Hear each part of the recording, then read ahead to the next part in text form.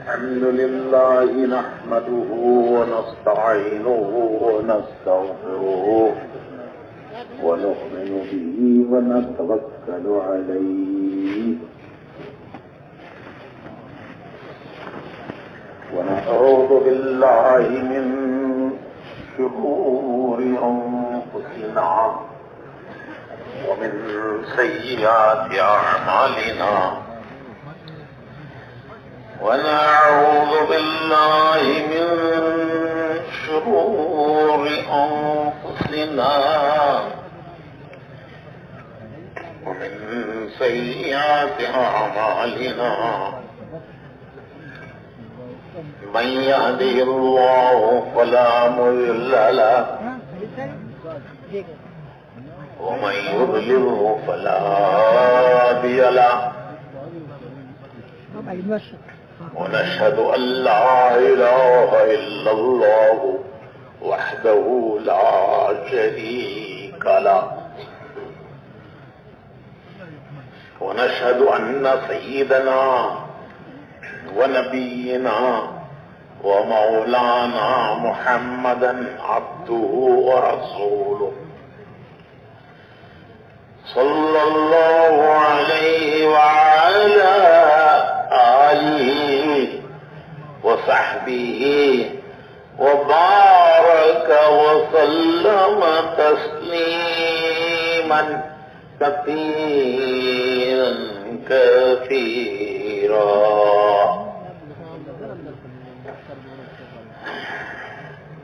اما بعد، محترم بھائیوں، بزرگوں اور دوستوں، یہ مبارک محنت اپنی اصلاح اور تربیت کی محنت، ہر آدمی کو اس محنت میں اپنی اصلاح اور تربیت کی نیت سے لگنا چاہیے. ہمارے حضرت جی مولانا انعام الحسن صاحب رحمت اللہ علیہ فرمایا کرتے تھے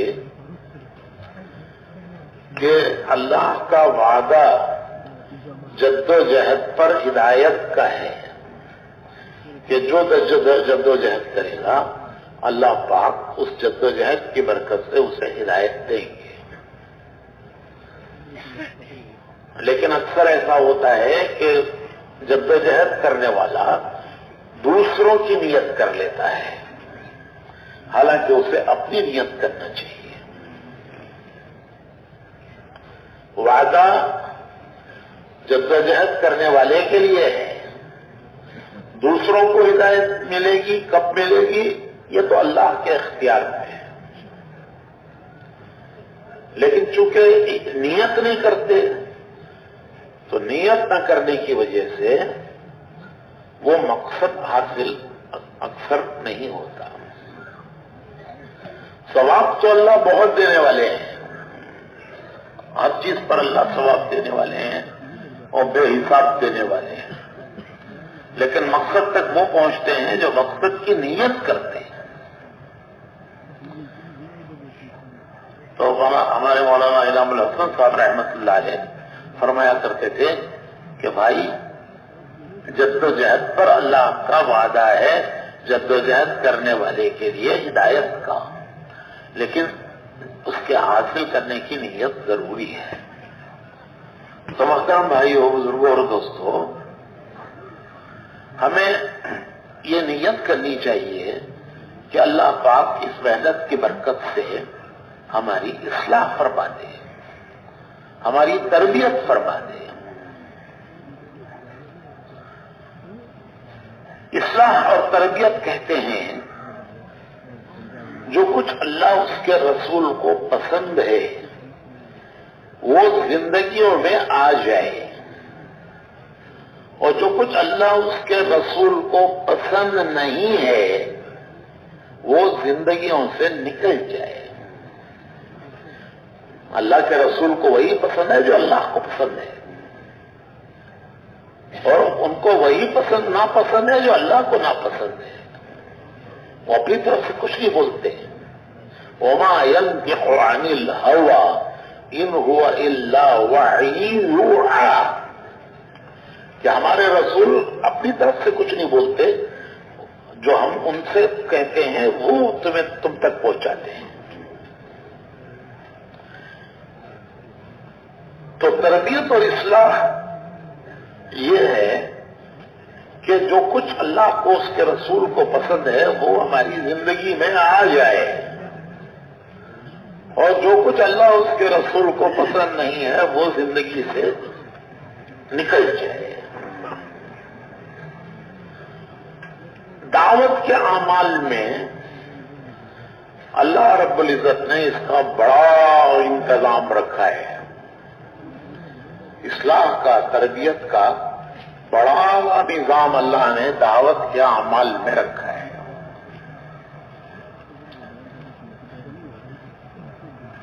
ایک قصہ سناتا ہوں۔ ہمارے بزرگوں میں گزرے ہیں مولانا منظور نعمانی صاحب رحمت اللہ علیہ، مولانا سید ابو الحسن علی ندوی، مولانا سید منظور نعمانی، یہ دو ان علماء میں ہیں جو مولانا الیاس صاحب رحمت اللہ علیہ کے زمانے میں تبلیغ کی طرف متوجہ ہوئے۔ یہ ان چند علماء میں ہیں گنتی کے جو مولانا الیاس صاحب رحمت اللہ علیہ کے زمانے میں تبلیغ کے کام کی طرف متوجہ ہوئے۔ تو مولانا منظور صاحب اپنا قصہ بیان کرتے ہیں کہ میں ایک مرتبہ جماعت لے کر چلا اور کام کرتے کرتے رائے پور پہنچا۔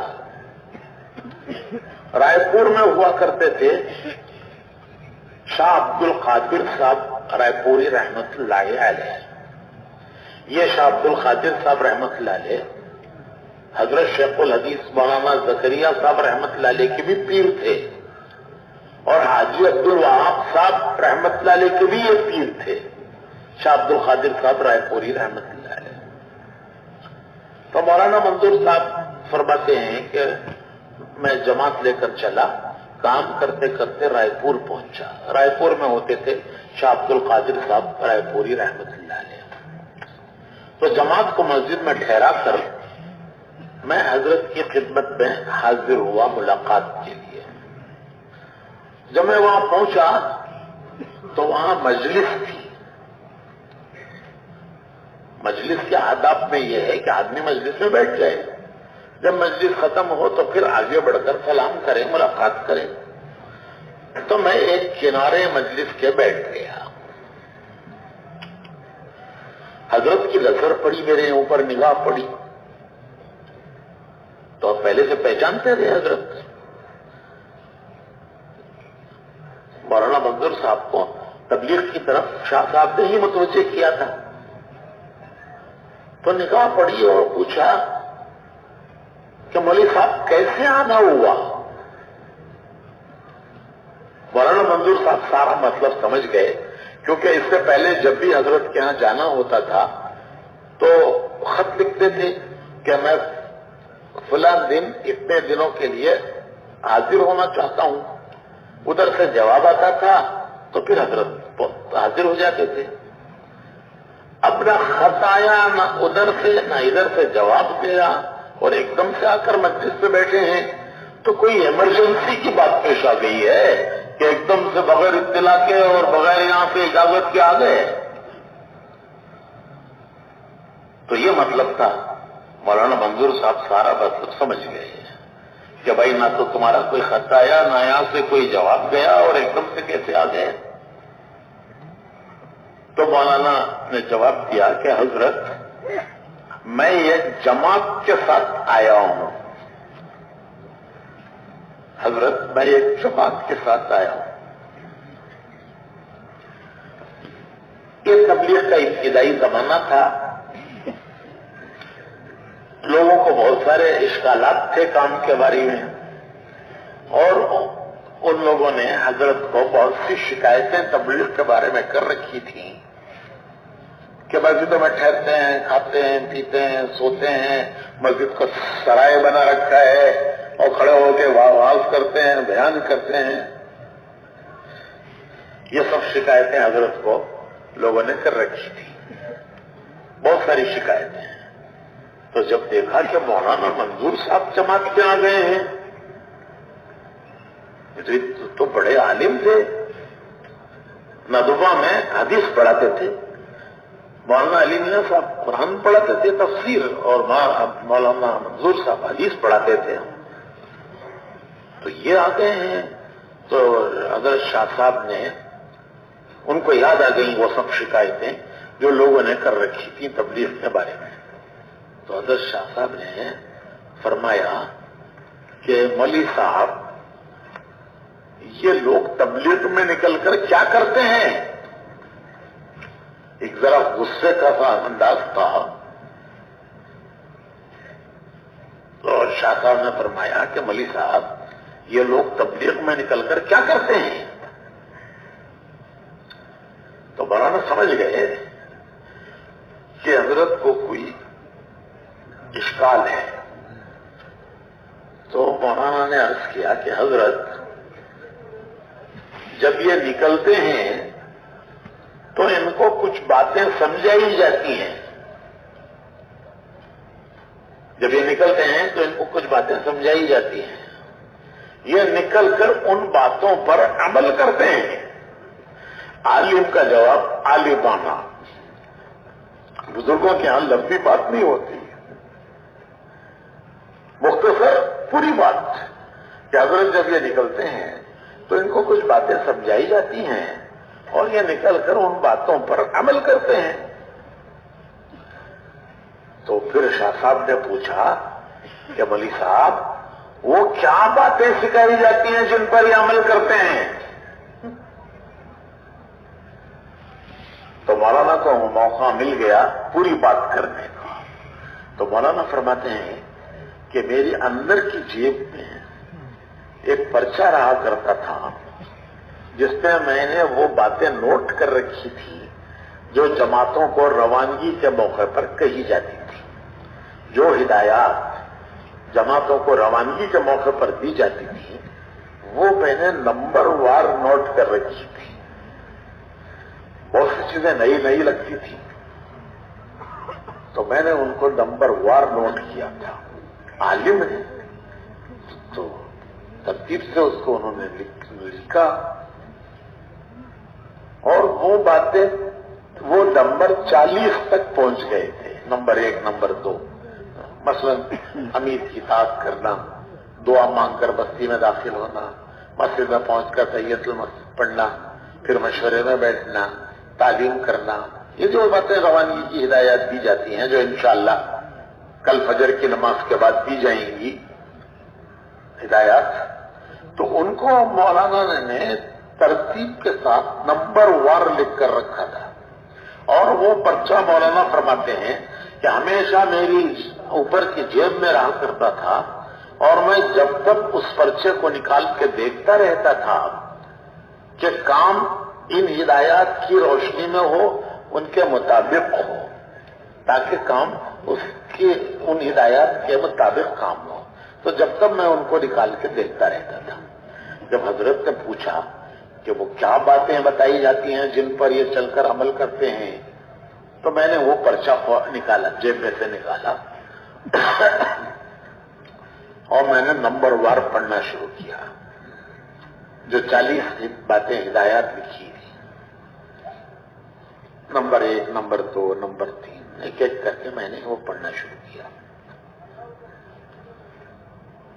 جب میں 13 نمبر تک پہنچا، ابھی 27 باقی ہیں، 40 میں سے 13 نمبر تک میں پہنچا تو میرے کانوں میں حضرت کی آواز آئی کہ مولوی صاحب بس ہے، مولوی صاحب بس ہے، مولوی صاحب بس ہے. 3 مرتبہ فرمایا. میں چپ ہو گیا.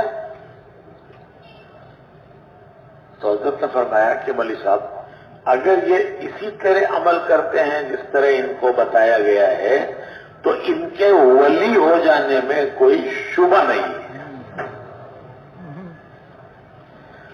بہت بڑے بزرگ تھے حضرت شاہ صاحب، میں نے بتایا کہ حاجی صاحب کے بھی وہ پیر تھے، اور شیخ الحدیث فضائل کی کتاب جنہوں نے تعریف کی ہے ان کے بھی وہ پیر تھے، وہ بڑے بزرگوں میں تھے۔ تو کہا کہ مولوی صاحب 13 نمبر تک مولوی صاحب بس ہے، مولوی صاحب بس ہے، مولوی صاحب بس ہے، 3 مرتبہ فرمایا۔ میں چپ ہو گیا۔ پھر فرمایا کہ مولوی صاحب اگر یہ ایسے ہی کرتے ہیں جیسے ان کو بتایا گیا ہے تو ان کے ولی ہو جانے میں کوئی شبہ نہیں۔ بات ختم ہو گئی، مجلس ختم ہو گئی۔ اب مجلس میں بہت سے لوگ وہ تھے جو مجھے پہچانتے تھے، اکثر مولانا کی وہاں حاضری ہوتی رہتی تھی، تو اکثر مجلس میں علماء ہوتے تھے، مشائخ ہوتے تھے، وہ سب پہچانتے تھے کہ حضرت سے ان کا بڑا تعلق ہے۔ وہ سب ملنے لگے اور کہنے لگے کہ مولوی صاحب آج تو غضب ہو گیا، آج تو غضب ہو گیا۔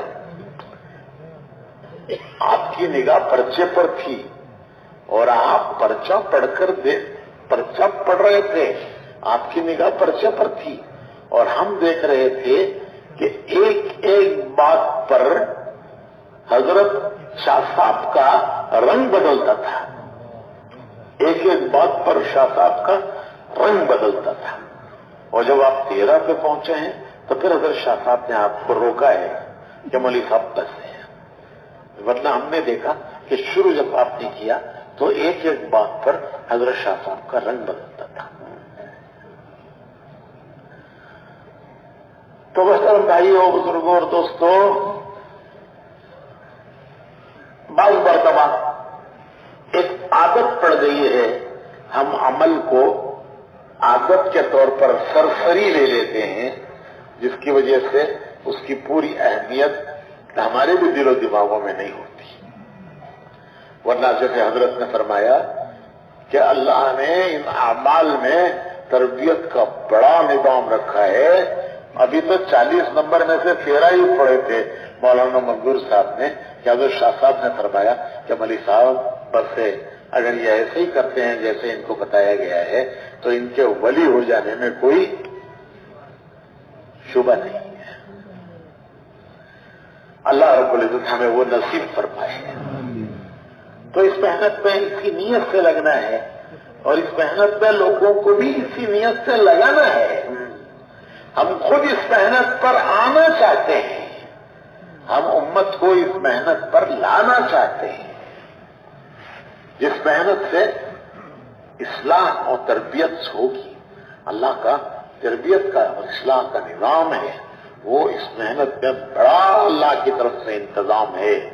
ہم خود اس محنت پہ آنا چاہتے ہیں، ہم اس امت کو اس محنت پر لانا چاہتے ہیں۔ مولانا انعام الحسن صاحب رحمت اللہ علیہ فرمایا کرتے تھے کہ دعوت کے اعمال میں 4 اعمال بڑے تربیت کے اعمال ہیں۔ یہ مولانا انعام الحسن صاحب فرمایا کرتے تھے کہ 4 اعمال تربیت کے اعمال ہیں، جس سے آدمی کی تربیت ہوتی ہے۔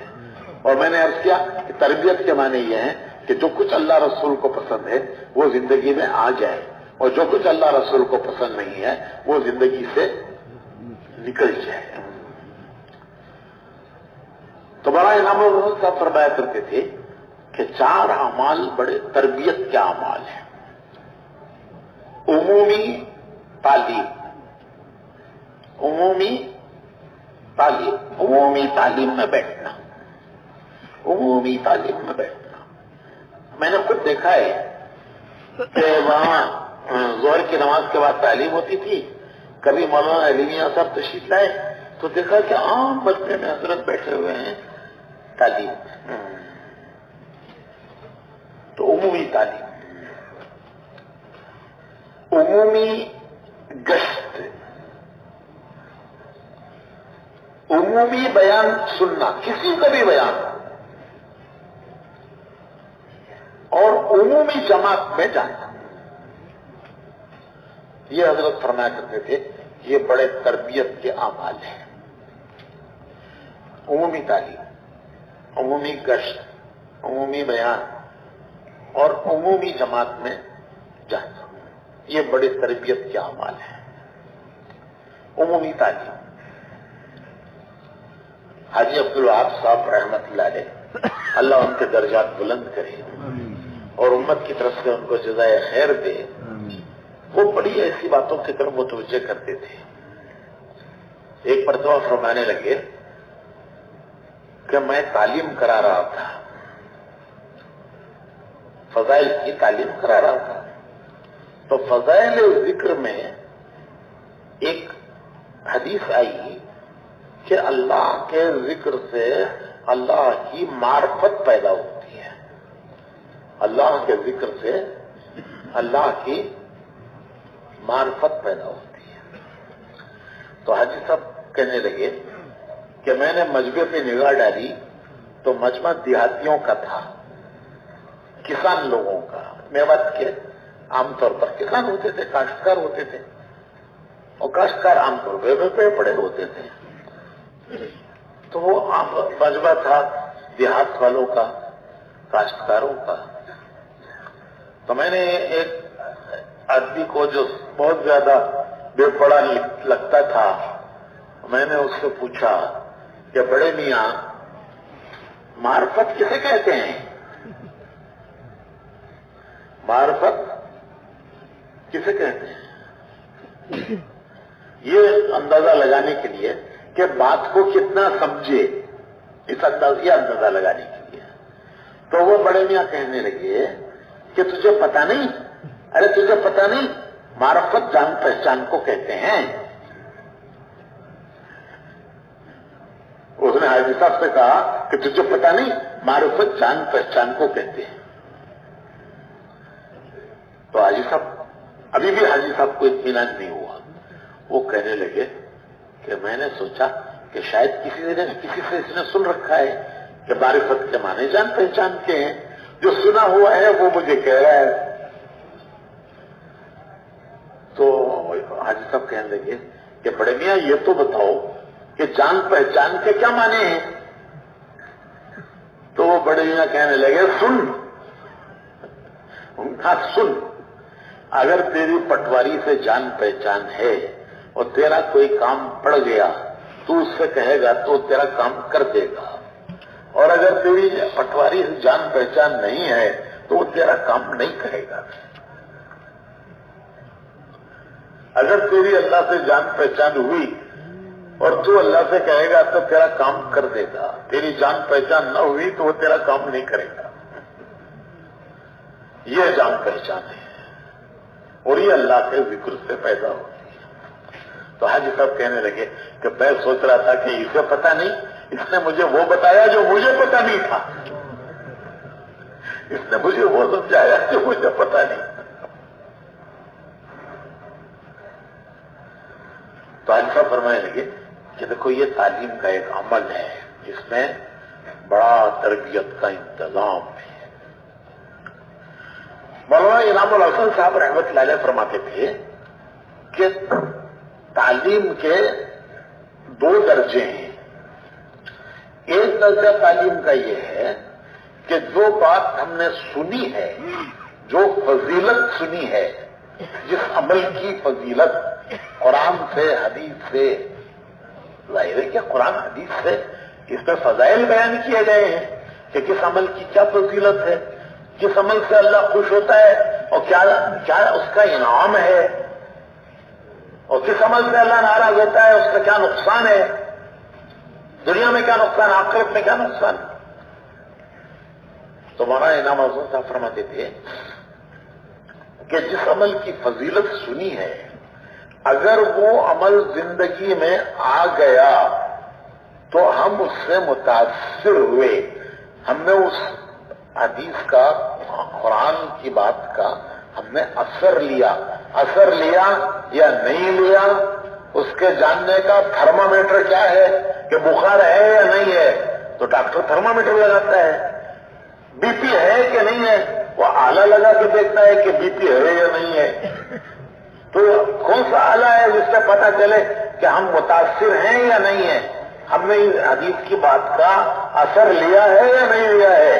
تو مولانا انعام صاحب فرماتے تھے کہ وہ عمل اگر زندگی میں آ گیا، ہماری زندگی میں وہ عمل آ گیا تو ہم اس سے متاثر ہوئے ہیں، اور اگر عمل وہ ابھی زندگی میں نہیں آیا ہے تو بات یاد ہو گئی ہے لیکن ابھی اس کا اثر نہیں ہوا۔ بھائی کوئی آدمی دوا کھاتا ہے، سر میں درد ہے، گولی پیٹ میں جاتی ہے، سر کا درد دور ہوتا ہے، دوا کا اثر ہوتا ہے۔ تو حدیث کی بات سنی ہے، اثر کیا ہے؟ اثر یہ ہے کہ وہ زندگی میں عمل آ جائے۔ اگر وہ عمل زندگی میں آیا ہے تو اثر ہوا ہے، اور اگر سنا ہے، یاد بھی ہو گئی ہے، بیان کرنے کے بھی ہم اس کو قابل ہو گئے ہیں، لیکن ابھی وہ عمل زندگی میں نہیں آیا تو ابھی ہمارے اوپر اس کا اثر نہیں ہوا۔ پھر کیا صورت ہے اثر ہونے کی؟ پھر اسے بار بار سنو، بار بار سنو۔ آسمان سے بارش کے قطرے برستے ہیں، سمندر پر بارش برستی ہے، تو جس سیپی کا منہ کھل گیا وہ اس پہ جا کے بنتی ہے موتی، وہ قطرہ پانی کا موتی بنتا ہے، اور جس کا منہ کھولا نہیں اس پہ کیڑے بنتا ہے۔ تو یہ پہلا درجہ ہے کہ جو سنا ہے وہ زندگی میں آ گیا تو ہم متاثر ہو گئے ہیں، اور اگر سنا ہے، یاد بھی ہے، بیان کرنے کے بھی قابل ہو گئے ہیں، لیکن زندگی میں عمل نہیں آیا تو ابھی ہمارے اوپر اس کا اثر نہیں ہوا۔ کیا کرنا چاہیے؟ اسے سنتے رہو، کوئی نہ کوئی وقت آئے گا کہ وہ قطرہ سیپی کے منہ میں چلا جائے گا، ایک موتی بنے گا، دل میں چلا جائے گا، زندگی میں عمل آئے گا۔ یہ پہلا درجہ ہے تعلیم میں اثر لینے کا پہلا درجہ۔ دوسرا درجہ اثر لینے کا یہ ہے کہ اس عمل پر جو اللہ کے رسول کے وعدے ہیں ان وعدوں کے یقین کے ساتھ ان کے ملنے کی امید میں کرے۔ وعدے ہیں فضائل میں، تو جو وعدے ہیں ان وعدوں کے یقین کے ساتھ ان کے ملنے کی امید میں عمل کرے۔ اس کی میں ایک مثال دیتا ہوں سمجھنے کے لیے۔ جو ملازمت کرتے ہیں وہ روزانہ کام پہ جاتے ہیں اور تنخواہ کے دن بھی کام پہ جاتے ہیں۔ روزانہ کام پر جانے میں اور تنخواہ کے دن کام پر جانے میں کوئی فرق ہے یا نہیں ہے؟ میں نے کبھی ملازمت نہیں کی، مجھے نہیں معلوم۔ جنہوں نے ملازمت کی وہ ذرا بتائیں کہ روزانہ جانا کام پر جاتے ہیں، تنخواہ کے دن بھی کام پہ جاتے ہیں، تو دونوں میں فرق کچھ ہے یا نہیں ہے؟ عام دنوں میں تو کہتے ہیں کہ مولوی صاحب ملازمت تو مصیبت ہے، عام دنوں میں کہتے ہیں مولوی صاحب ملازمت تو مصیبت ہے، اور جوان بھی ایسے جاتا ہے جیسے بڈھا جا رہا ہے، اور تنخواہ کے دن بڈھا بھی جوان ہو جاتا ہے، تنخواہ کے دن بڈھا بھی جوان ہو جاتا ہے کہ مولوی صاحب آج تو رحمت ہے، اتنے دنوں میں مصیبت تھی، بھئی آج رحمت کیسے ہو گئی کہ آج ملنے کا دن ہے، آج بدلہ ملنے کا دن ہے۔ تو وہ بدلہ ملنے کا یقین آدمی کو چست بنا دیتا ہے، جوان بنا دیتا ہے۔ تو حضرت فرمایا کرتے تھے کہ یہ دو درجے ہیں تعلیم کے۔ پہلا درجہ یہ ہے کہ جو وعدہ سنا ہے عمل کا وہ عمل زندگی میں آ جائے، تب اثر ہوا، ورنہ اثر نہیں ہوا۔ کیوں؟ کیسے حاصل کرے اثر؟ سنتا رہے، کبھی نہ کبھی اللہ تبارک و تعالیٰ رحمت کا چھینٹا ڈال دیں گے اور زندگی میں عمل آ جائے گا۔ دوسرا درجہ یہ ہے کہ اس عمل پر جو اللہ کا وعدہ ہے اس وعدے کے یقین کے ساتھ اس کے ملنے کی امید میں کرے، جیسے آدمی دنیا میں تنخواہ کے ملنے کے یقین کے ساتھ جاتا ہے اس دن کہ آج گھر آؤں گا تو میں تنخواہ لے کر آؤں، اس کے اندر ایک فرق آ جاتا ہے۔ تو یہ تعلیم کا بہت بڑا عمل ہے۔ مسجد کی تعلیم میں بیٹھنا کوئی کرائے، شیطان بڑا چالباز ہے۔ جیسے حدیث شروع ہوتی ہے فوراً وہ کان میں کہتا ہے کہ یہ تو میں نے سنی ہے۔ شیطان اپنا حصہ ڈال دیتا ہے کہ جیسے ہی کتاب شروع ہوئی فوراً شیطان کان میں کہتا ہے، وسواس اس کو کہتے ہیں قل اعوذ برب الناس من شر الوسواس، یہ خناس کے وسواس ہے۔ تو فوراً وہ کان میں کہتا ہے کہ یہ تو میں نے سنی ہے، مجھے تو یاد بھی ہے یہ حدیث، یہ جو پڑھ رہے ہیں یہ تو مجھے یاد ہو گئی ہے، اور میں نے تو پتہ نہیں کتنی جگہ پر یہ بیان کی ہے۔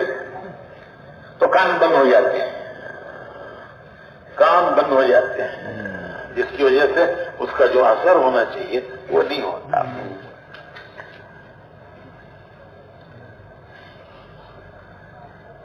تو ایک مسجد کی تعلیم میں بیٹھتے ہیں، طالب بن کر بیٹھنا، طالب بن کر۔ ہمارے میاں جی محراب صاحب مولانا الیاس صاحب رحمۃ اللہ علیہ کا جملہ دہرایا کرتے تھے کہ طالب کی ترقی ہوتی ہے، طالب ہمیشہ ترقی کرتا ہے۔ قانع، تین چیزیں بتاتے تھے، طالب، قانع، ناقد۔ طالب ترقی کرتا ہے، ہمیشہ ترقی کرتا رہتا ہے۔ قانع، قناعت، اس کی ترقی بند ہو جاتی ہے، رک جاتی ہے۔ ناقد، تنقید کرنے والا، وہ محروم ہوتا ہے۔ تو یہ تین چیزیں بتا دی ہیں، طالب، قانع، ناقد۔ طالب کی ترقی ہوتی ہے، قانع اس کی ترقی رک جاتی ہے، اور جب تدخیر کرنا شروع کرتا ہے تو پھر محروم ہو جاتی ہے۔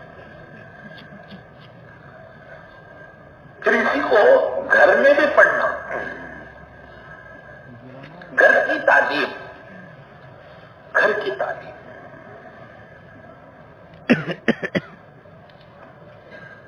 اس کے بڑے اثرات ہیں، در و دیوار تک پر اس کا اثر پڑتا ہے۔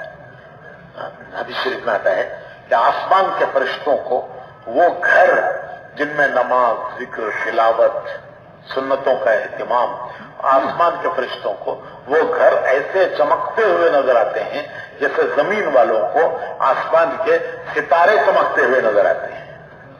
جیسے ہمیں ستارے چمکتے ہوئے نظر آتے ہیں، آسمان کے فرشتوں کو وہ گھر چمکتے ہوئے نظر آتے ہیں جن میں نماز، قرآن، تعلیم، تلاوت، سنتوں کا اہتمام ہوتا ہے۔ یہ نور ہے ان اعمال کا جو فرشتوں کو ستاروں کی طرح وہ گھر چمکتے ہوئے نظر آتے ہیں۔ حدیث شریف میں آتا ہے کہ فرشتے فرشتوں کو بلاتے ہیں، آواز دیتے ہیں، آؤ جی آؤ، اس گھر میں ہمارے لیے کھانا بھی ہے، رات کا ٹھکانہ بھی ہے۔ فرشتے فرشتوں کو بلاتے ہیں، فرشتے ان کی دعوت پر آ جاتے ہیں۔ فرشتے نور ہیں، فرشتے آئے تو نور آیا، اور جب نور آتا ہے تو اندھیرے ٹک نہیں سکتے، جب سورج نکلتا ہے تو رات کا اندھیرا ٹک نہیں سکتا۔ تو شیاطین اندھیرا ہیں، جب فرشتے آتے ہیں تو نور آتا ہے، وہ نور ہے، نور آیا تو پھر شیاطین وہ ٹک نہیں سکتے۔ اور حدیث شریف میں آتا ہے کہ جس گھر میں یہ اعمال نہیں ہے وہ گھر خالی ہے اعمال سے، سب کچھ ہے، سب کچھ ہے، ماربل کی فلورنگ ہے، بہترین فرنیچر ہے، اچھے اچھے ڈریس ہیں، سب ہے، لیکن اعمال سے وہ گھر خالی ہے۔ تو فرشتے کہتے ہیں فرشتوں سے کہ چلو جی یہاں سے چلو، یہاں نہ ہمارے لیے کھانا ہے نہ رات کا ٹھکانہ ہے۔ فرشتے نکل جاتے ہیں، اور جب فرشتے نکل جاتے ہیں جب دن کا اجالا جاتا ہے تو پھر کیا آتا ہے؟ اندھیرا، رات کا اندھیرا. فرشتے نور ہیں، وہ نکلے تو شیاطین اندھیرا ہیں، وہ گھس گئے، ان کو موقع مل گیا گھسنے کا. پھر زندگیوں پہ اثر پڑتا ہے، اولاد پر اثر پڑتا ہے، اولاد پر اثر پڑتا ہے. بچے، اب بچوں کا ماحول ان کا گھر ہے، ان کا گھر ان کو متاثر کرتا ہے، گھر کے ماحول کا اثر پڑتا ہے. ہمارے حضرت جی رحمت اللہ علیہ فرمایا کرتے تھے کہ بچے کی تربیت، اس کی زیادہ ذمہ داری ماں پر ہے، دوسرے درجے میں باپ پر ہے. پہلے درجے میں بچے کی تربیت کی ذمہ داری ماں پر ہے، کیونکہ بچہ ماں کے ساتھ وقت زیادہ گزارتا ہے، اس کا وقت باپ کے ساتھ کم گزرتا ہے، ماں کے ساتھ زیادہ گزرتا ہے. اس لیے بچے کی تربیت کی زیادہ ذمہ داری ماں پر ہے. دنیا میں ہر جگہ مادری زبان ہے. میں بھی دنیا کے بہت سے ملکوں میں گھوما پھر گیا ہوں جماعتوں میں، لیکن میں نے کہیں پدری زبان نہیں دیکھی. کیوں بھائی، مدر ٹنگ ہے یا فادر ٹنگ ہے؟ آپ نے کہیں اگر کسی ملک میں سنا ہو کہ وہاں فادر ٹنگ ہے تو مجھے بتائیے، میرے بھی علم میں اضافہ ہو جائے گا. میں نے تو کہیں سنا نہیں کہ فادر ٹنگ ہے. ہر جگہ کون سی زبان ہے؟ Mother tongue. بھائی آپ کی مادری زبان کیا ہے؟ تو بچہ ماں کی زبان بولتا ہے، بچہ ماں کی زبان بولتا ہے. جو ماں میں ہوگا وہ بچوں میں ہوگا. تو تعلیم کو گھروں میں بھی جاری کرنا اور اپنی اپنی عورتوں کو لے کر اللہ کی راہ میں ساتھ لے کر نکلنا. بیوی کو، ماں کو، بیٹی کو ماں کے ساتھ سہ روزہ ہے. سہ روزہ لگانے کے بعد یقیناً عورت کے اندر ایک تبدیلی آتی ہے. عورت جلدی اثر لیتی ہے، اس کا مزاج ہے، اس کو اللہ نے ایسے بنایا ہے کہ وہ جلدی اثر لیتی ہے. خیر کا اثر بھی جلدی لے گی، شر کا اثر بھی جلدی لے گی. خیر سے بھی جلدی متاثر ہوگی، شر سے بھی جلدی متاثر ہوگی.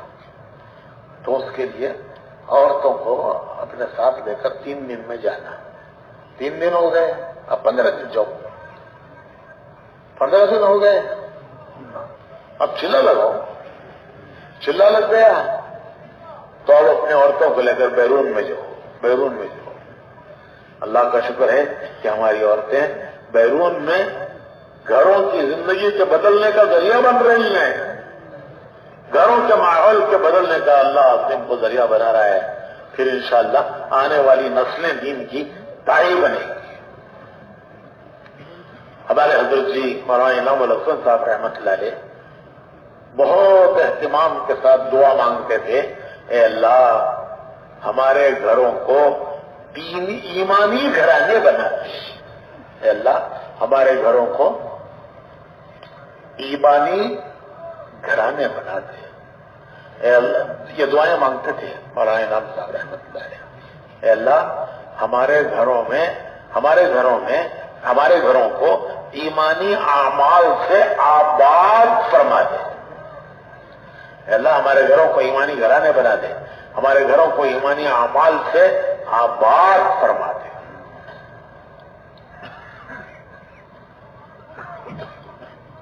انشاءاللہ پھر یہ عورتیں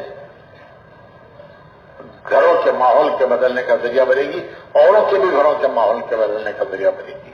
انشاءاللہ آنے والی نسلیں وہ دین کی دائی بنے گی.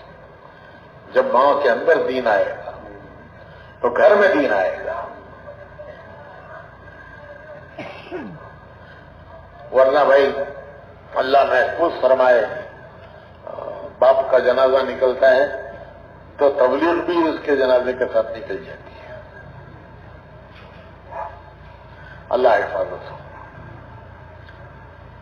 تو میں نے عرض کیا کہ 4 اعمال تربیت کے اعمال ہیں. عمومی تعلیم، اس کے بعد عمومی گشت. ہمارے حضرت جی رحمت اللہ علیہ فرماتے تھے کہ ممبر و محراب پر بیٹھ کر وہ تربیت نہیں ہوتی جو ایک گشت میں ہوتی ہے. ممبر و محراب پر بیٹھ کے وہ تربیت نہیں ہوتی جو ایک گشت میں تربیت ہوتی ہے. لوگوں کی جھڑکیاں سننا، بے طلب لوگوں میں بے غرض ہو کر جانا، یہ گشت ہے کہ وہ بے طلب ہیں، ہم ان سے ہماری کوئی غرض ہے. تو بے طلب لوگوں میں جانا، اونچے ایمان کی دعوت دینا، اپنے کمزور ایمان کو لے کر جانا، اونچے ایمان کی دعوت دینا، تاکہ اللہ اس دعوت کی برکت سے ہمارا ایمان قوی بنا دے. تو یہ بھی بڑی تربیت کا ذریعہ ہے. تیسری چیز، عمومی بیان میں بیٹھنا، کسی کا بھی بیان. اللہ ذریعہ بناتا ہے، ہماری اصلاح کا، تربیت کا اسے ذریعہ بتاتا ہے. کسی بھی بعض مرتبہ یہ ہوتا ہے بھائی یہ تو نیا ساتھی ہے، ہم تو اس سے پرانے ہیں، یہ تو ہمارے سامنے کا لگا ہوا ہے، اس کے بیان میں کیا بیٹھنا. بعض مرتبہ اللہ، جیسے وہ حاجی صاحب نے تعلیم کا قصہ بیان کیا کہ ایک بڑے میاں نے حاجی صاحب کو وہ سمجھایا جو حاجی صاحب کہنے لگے کہ میں نے بھی نہیں سمجھا تھا، اس کے کہنے سے میں سمجھا کہ معرفت کیا ہے. تو عمومی بیان میں بیٹھ جاؤ. چوتھی چیز میں مختصر عرض کر رہا ہوں. چوتھی چیز عمومی جماعت میں جانا، عام لوگوں کے ساتھ، عام مسلمانوں کے ساتھ جماعت میں جانا. پرانوں کے اندر عام طور پر یہ خیال ہوتا ہے کہ بھائی ذمہ داروں کے ساتھ جانا چاہیے، ذمہ داروں کے ساتھ جانا چاہیے، ہمارے علاقے کے ذمہ داروں کے ساتھ، مسجد کے ذمہ داروں کے ساتھ نہیں، عام مسلمانوں کے ساتھ جاؤ. ان کے ذریعے ہماری تربیت ہوگی، وہ ہماری تربیت کا ذریعہ بنے گی. بعض مرتبہ ذمہ داروں کے ساتھ جانے میں تنقید پیدا ہوتی ہے. میں نے عرض کیا نا کہ تنقید کرنے والا محروم ہوتا ہے. تنقید کیا پیدا ہوتی ہے کہ لوگ ان کا استقبال کر رہے ہیں، ان کی خدمت کر رہے ہیں، تو بھائی یہ تو بڑے مزے ہیں تبلیغ میں بڑے مزے ہیں. ہاتھ بھی خود دھونا نہیں پڑتا، لوگ ہاتھ بھی دھلاتے ہیں، دسترخوان بھی بچھاتے ہیں، خدمت بھی کرتے ہیں. یہ تو میں نے حضرت شاہ صاحب کا قصہ سنایا، شاہ عبد القادر صاحب رائے پوری رحمت اللہ علیہ کا. وہ فرمایا کرتے تھے کہ جو ہماری ابتدا دیکھے وہ کامیاب، اور جو ہماری انتہا دیکھے وہ ناکام. جو ہماری ابتدا دیکھے، ابتدا میں مجاہدے ہیں، آدمی رگڑا جاتا ہے. تو ابتدا دیکھے تو وہ کامیاب ہے، اور انتہا میں استقبال ہے، اکرام ہے، خدمت ہے.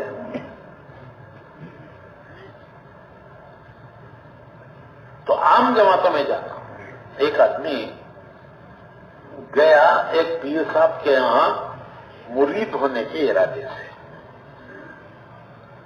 کہ بھائی میری اصلاح ہو جائے، میری تربیت ہو جائے، پیر صاحب کے پاس میں جا کر مرید ہو جاؤں گا. تو ایک شخص پیر صاحب کے یہاں گیا مرید ہونے کے ارادے سے. وہاں جا کے اس نے دیکھا کہ پیر صاحب کے تو بڑے مزے ہیں،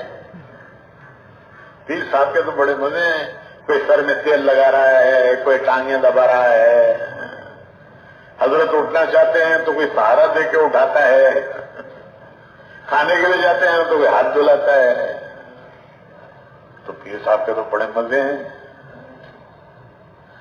تو وہ صبح سے شام تک بیٹھا دیکھتا رہا پیر صاحب کے مزے. حضرت نے پوچھا شام کو کہ بھائی کس ارادے سے آئے ہو بھائی، صبح سے یہاں ہو، تم نے بتایا نہیں کیوں آئے ہو؟ تو وہ کہنے لگا کہ حضرت میں آیا تو تھا مرید ہونے کے لیے، اب تو آپ مجھے پیر ہی بنا دیجئے۔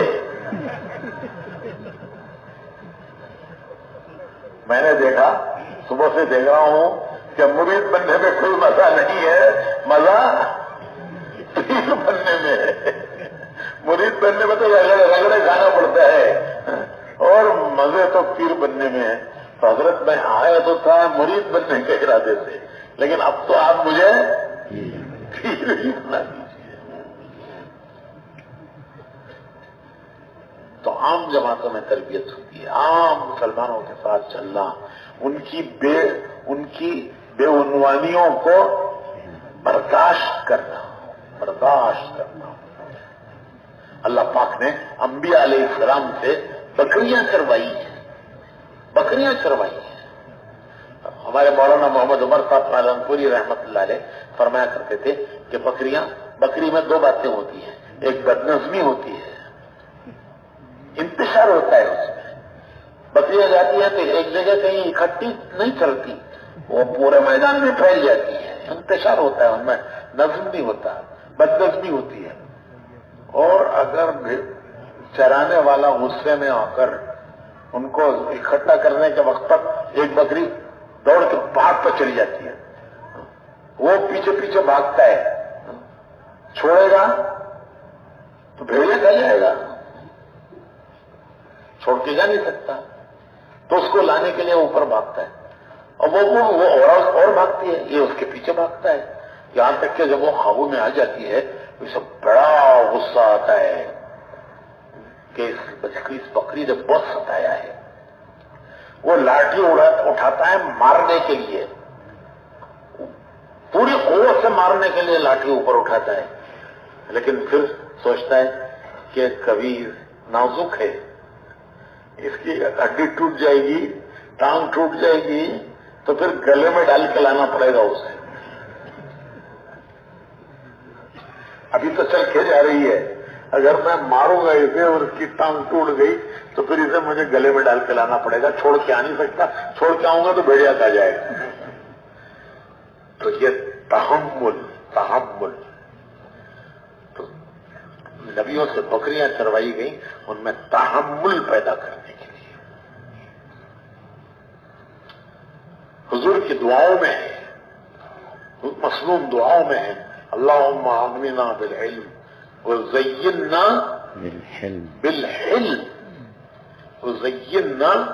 بالحلم اے اللہ مجھے علم دے کر مجھے زینت دے، علم دے کر زینت دے۔ تو داعی کے لیے علم بہت ضروری ہے، برداشت، اس کے درجے برداشتی میں بلند ہوتے ہیں، برداشتی میں اس کی تربیت ہوتی ہے، اس کے درجے بلند ہوتے ہیں۔ تو عام مسلمانوں کے ساتھ جب جماعت پہ چلیں گے، ان کی بے عنوانیوں کو برداشت کریں گے، تو وہ علم کی کیفیت جو حضور کی دعاؤں میں ہے وہ انشاءاللہ پیدا ہوگی۔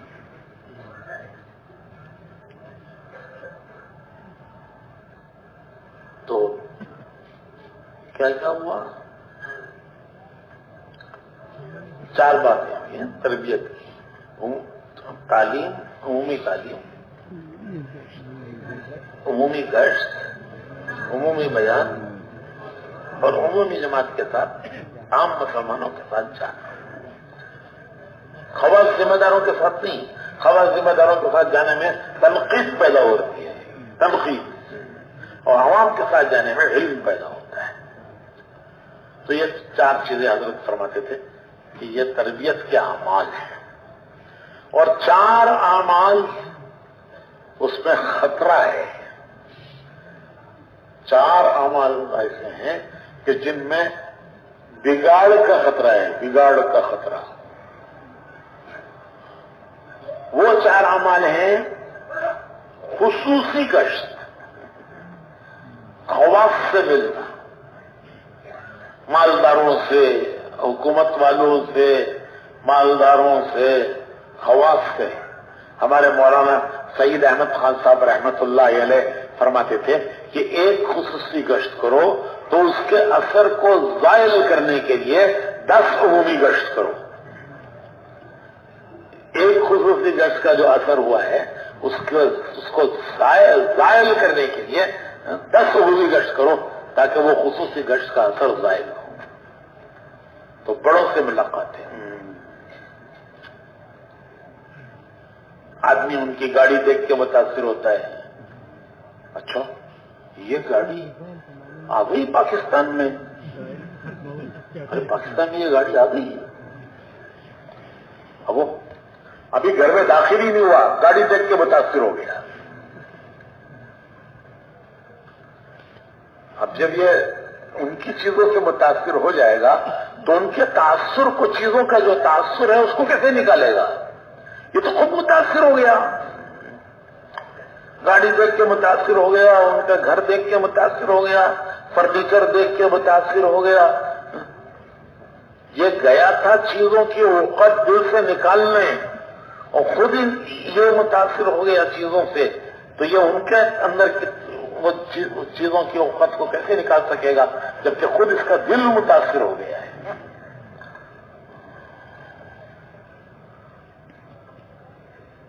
تو مانا سے خاصا فرماتے تھے کہ ایک خصوصی گشت میں جاؤ, اس کا اثر زائل کرنے کے لیے, دھونے کے لیے اسے 10 گشتوں میں جاؤ.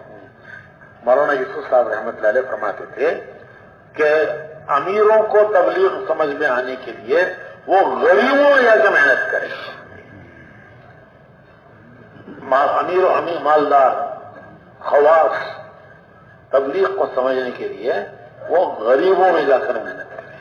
پھر امت کا غم پیدا ہوگا, امت کا درد پیدا ہوگا کہ امت کس حال میں زندگی گزار رہی ہے, ان کا دنیاوی حال کیا ہے, ان کا دینی حال کیا ہے. جب امیر لوگ غریبوں میں جا کے محنت کریں گے تو ان میں امت کا درد اور غم پیدا ہوگا. تو خواص کی محنت, یہ عمومی محنت کے ساتھ ہو, ورنہ اس میں بڑے خطرات ہیں. خصوصی گشت. دوسری بات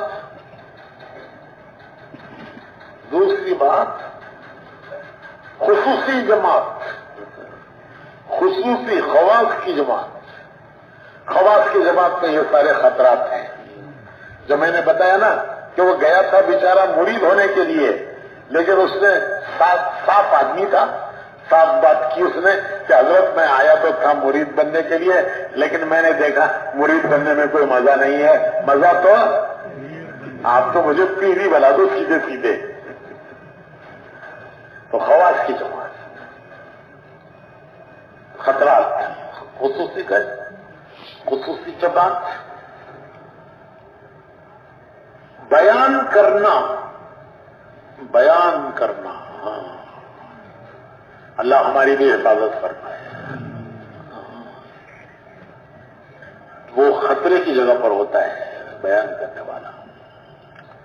ہمارے حاجی صاحب اللہ ان کے درجات بلند کرے, وہ فرمایا کرتے تھے کہ جب بیان کرنے جاؤ تو 2 رکعت نماز پڑھ کر اپنے گناہوں کو یاد کر کے اللہ سے معافی مانگ کر بیان کرنے جاؤ. خوبیاں یاد مت کرو, خوبیاں اپنی یاد مت کرو, اپنی استعداد کو یاد مت کرو. اپنی خوبیاں وہ تو اللہ کے ہاں محفوظ ہیں, ان کو یاد رکھنے کی ضرورت نہیں ہے. جو خوبی ہے وہ تو اللہ کے ہاں محفوظ ہے, اس کو یاد رکھنے کی کیا ضرورت ہے. ہاں اپنے گناہوں کو یاد کرو. ایسا فرماتے تھے کہ جب بیان کرنے کے لیے جاؤ تو اپنے گناہ یاد کر کے جاؤ کہ میں تو ایسا گناہگار ہوں, ایسا گناہگار ہوں. اللہ ان کی برکت سے مجھے بھی دے, انہیں بھی دے, ان کی برکت سے مجھے بھی دے اور انہیں بھی دے.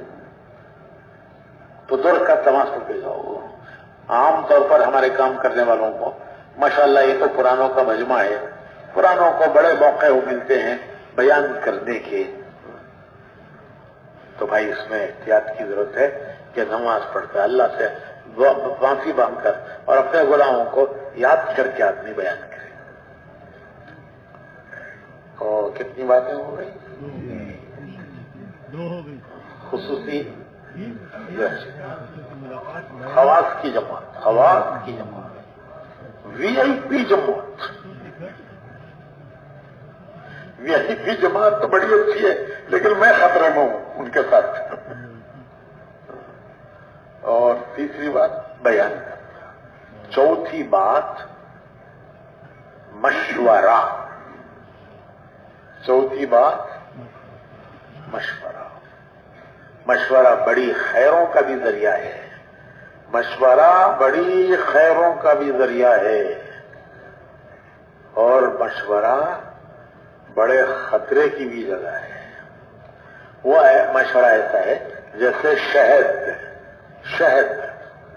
شہد نکالنے والا مکھیوں سے اپنی حفاظت کر کے جائے، اور اگر اس نے مکھیوں سے اپنی حفاظت کا انتظام نہیں کیا اور شہد کے چھتے پر ہاتھ ڈال دیا تو شہد تو ملے گا نہیں، مکھیاں بھون ڈالیں گی. تو شہد نکالنے والا پہلے اپنی حفاظت کا انتظام کر کے جاتا ہے، پھر شہد کے چھتے پر ہاتھ ڈالتا ہے. کیونکہ اگر شہد کے چھتے پر ہاتھ ڈال دیا اور حفاظت کا اپنی انتظام نہیں کیا تو شہد تو نہیں ملنے کا، ہاں وہ مکھیاں بھون ڈالیں گی اسے.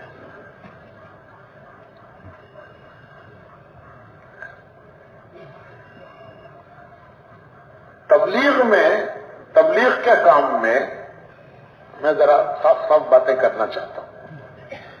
تبلیغ کے کام میں جہاں کہیں کوئی اختلاف ہے، کہیں بھی کسی شہر میں، کسی گاؤں میں، کسی مسجد میں، چھوٹی سطح پر، بڑی سطح پر، کہیں بھی اگر تبلیغ کے کام کرنے والوں میں اختلاف ہے تو آپ دیکھیں گے کہ وہ اختلاف مشورے سے شروع ہوا ہے. تعلیم میں کوئی اختلاف نہیں، گشت میں کوئی اختلاف نہیں، سحر روزے میں کوئی اختلاف نہیں، سال چلے جاؤ کوئی اختلاف نہیں. اختلاف کہاں ہوتا ہے؟ مشورے میں ہوتا ہے اختلاف. اور مشورے میں اختلاف کیا ہوتا ہے؟ وہ اختلاف یہ ہوتا ہے کہ ہر شخص یہ چاہتا ہے کہ جو میں کہہ رہا ہوں وہ ساتھی مان لے، جو میں کہہ رہا ہوں وہ صحیح ہے،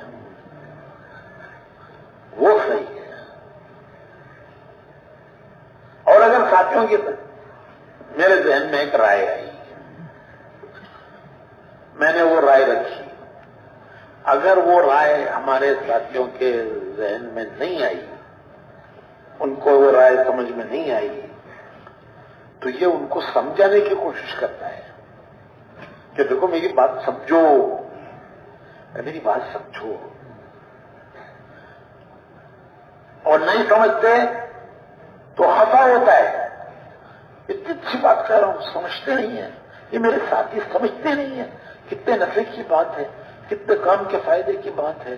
اب ایک ایک کا ذہن بناتا ہے، ایک ایک کا ذہن بناتا ہے کہ دیکھو تم بھی کہو کہ یہ بات اچھی ہے، کیا ہونا چاہیے، یہ ہونا چاہیے. دیکھو حاجی صاحب بڑی باتیں نفع کام کی کیا کرتے تھے، بڑے کام کی باتیں کیا کرتے تھے، چھوٹی چھوٹی باتیں فرماتے تھے، بڑے کام کی باتیں ہوتی تھی. ایک بار تو فرمانے لگے کہ دیکھو تمہارے ذہن میں کوئی بات آئی تو صاف صاف اس بات کو مشورے میں رکھو. اگر تمہارے ساتھیوں کے دل میں بھی وہ بات آ گئی تو بہت اچھا، اللہ کو منظور ہے. اور اگر تمہارے دل میں ایک بات آئی ہے، تمہارے ساتھیوں کے دل میں وہ نہیں آ رہی ہے، وہ اس پر راضی نہیں ہو رہے ہیں، تو کون نہیں ڈال رہا ہے ان کے دل میں؟ ارے بھائی ان کے دل میں کون نہیں ڈال رہا ہے؟ دل تو اللہ کے قبضے میں ہے. میرے دل میں ایک بات آئی ہے، ساتھیوں کے دل میں نہیں آ رہی ہے، تو ان کے دل میں آنے سے کون روک رہا ہے ان کو؟ تو بجائے ان پر محنت کرنے کے اللہ سے کہو. کیا کہنا اللہ سے کہ جو میرے دل میں آئی ہے وہ ان کے بھی دل میں ڈال دے؟ تو آپ اللہ کو سکھا رہے ہو. تو کیا کہنا چاہیے؟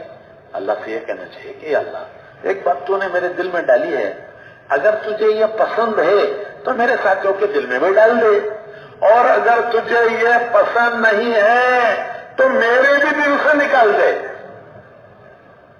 کتنا آسان کام ہے، کتنا آسان کام ہے، اس کو ہم نے مشکل بنا رکھا ہے. ہمارے حضرت جی فرمایا کرتے تھے کہ کام تو دودھ کی طرح خالص ہے، دودھ کی طرح خالص ہے. جب نفس شامل ہو جاتا ہے تو بگاڑ آتا ہے. جہاں نفس شامل ہوا وہاں بگاڑ آیا. دودھ ہے پتیلی بھرا ہوا، 2 قطرے اس میں لیمو کے ڈال دو، کیا ہوا؟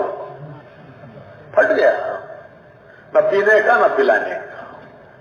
تو کام تو دودھ کی طرح ہے، اصلی شہد کی طرح اصلی ہے. ملاوٹ نفس کی ہوتی ہے، اور جب نفس کی ہوتی ہے ملاوٹ تو پھر وہ خطرات پیدا ہوتے ہیں، فتنے اٹھتے ہیں.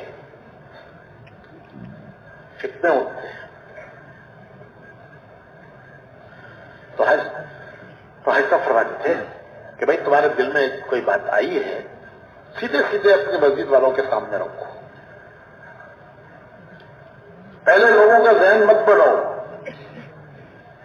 کہ جب میں رکھوں تو تم بھی میرا ساتھ دو، تم بھی میری حمایت کرو. اس کو سیدھے مشورے میں رکھو. ساتھیوں کے دل میں آ گئی تو یہ سمجھو کہ اللہ کو یہ منظور ہے. میرے ساتھیوں کے دل میں بھی اللہ نے ڈال دیا. اگر میرے دل میں جو بات آئی ہے وہ ساتھیوں کے دل میں نہیں آئی تو یہ سمجھو کہ ان کے دل میں کون نہیں ڈال رہا ہے؟ دل تو اللہ کے ہاتھ میں، تو ان کے دلوں میں کون نہیں ڈال رہا ہے؟ تو کیا کرنا کہ اللہ سے کہو، بجائے لوگوں سے کہنے کے اللہ سے کہو. کیا کہو کہ جو میرے دل میں آئی ہے وہ اس کے بھی دل میں ڈال جائے؟ نہیں، اللہ سے یہ کہو یا اللہ جو بات میرے دل میں آئی ہے اگر تجھے پسند ہے تو میرے ساتھیوں کے دل میں بھی ڈال دے، اور اگر تجھے یہ پسند نہیں ہے، منظور تجھے نہیں ہے تو میرے بھی دل سے نکال لو، میرے دل سے بھی نکال دے. کتنا آسان کام ہے، کتنا سیدھا کام ہے بھائیو. یہ اس کو ہم نے جھگڑے کی وجہ بنا رکھی ہے، جھگڑے کی وجہ بنا رکھی ہے. ایک مثال، رات کو بیوی سے انبن ہو گئی، ہوتی رہتی ہے، کوئی فرشتے نہیں ہے. رات کو بیوی سے انبن ہو گئی. حضور صلی اللہ علیہ وسلم حضرت عائشہ سے فرماتے تھے کہ عائشہ مجھے پتا چل جاتا ہے کہ تم مجھ سے کب خوش ہو کب ناراض ہو. مجھے پتا چل جاتا ہے کہ تم میرے سے کب خوش ہو کب ناراض ہو. محبوب بیوی، حضور کی محبوب بیوی. حضور فرماتے ہیں کہ عائشہ مجھے پتا چل جاتا ہے کہ تم مجھ سے کب خوش ہو کب ناراض ہو. تو پوچھنے لگی کہ حضور کیسے پتا چلتا ہے؟ تو فرمایا کہ جب تم کہتی ہو رب محمد کی قسم تو میں سمجھتا ہوں کہ تم مجھ سے خوش ہو، اور جب ناراض ہوتی ہو تو کہتی ہو رب ابراہیم کی قسم. خوش ہوتی ہو تو کہتی ہو رب محمد کی قسم صلی اللہ علیہ وسلم، اور جب ناراض ہوتی ہو تو کہتی ہو رب ابراہیم کی قسم. حضرت عائشہ نے عرض کیا کہ حضور بات تو صحیح ہے لیکن محبت آپ کی ہی میرے دل میں ہے. تو انبن تو وہاں بھی ہو گئی تھی، تو رات کو بیوی سے انبن ہو گئی. صبح کو انہوں نے اسٹرائک کر دی. اسٹرائک کیا؟ اسٹرائک ناشتہ نہیں، چائے نہیں. نہ چائے ملی نہ ناشتہ ملا. اب مشورے میں جانا ہے، حلقے کا مشورہ ہے. اب وہ اس حال میں گئے ہیں کہ رات سے انبن کا اثر ہے، پھر صبح کو نہ ناشتہ ملا نہ.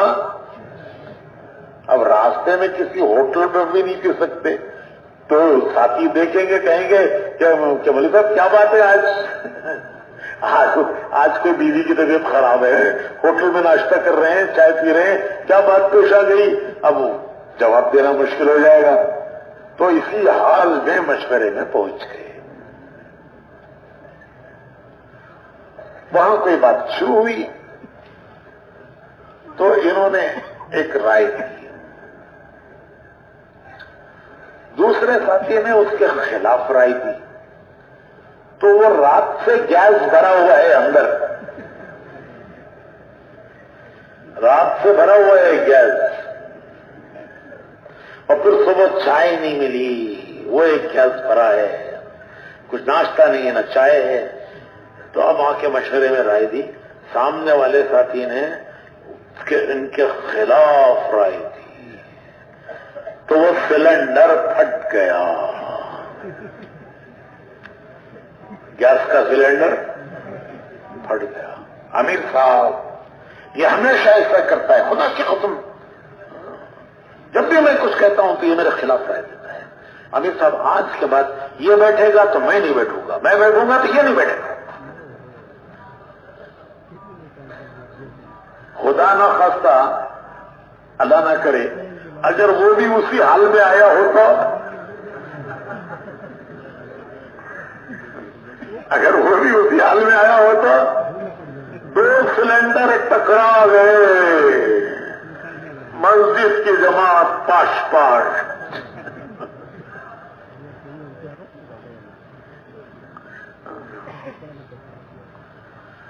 ہمارے حضرت فرمایا کرتے تھے کہ بھائی مشورے فیصلے کرنے کا نام نہیں ہے، فیصلے کرنے کا نام مشورہ نہیں ہے، مشورہ ہے رائے ملایا کرو، رائے ملایا کرو۔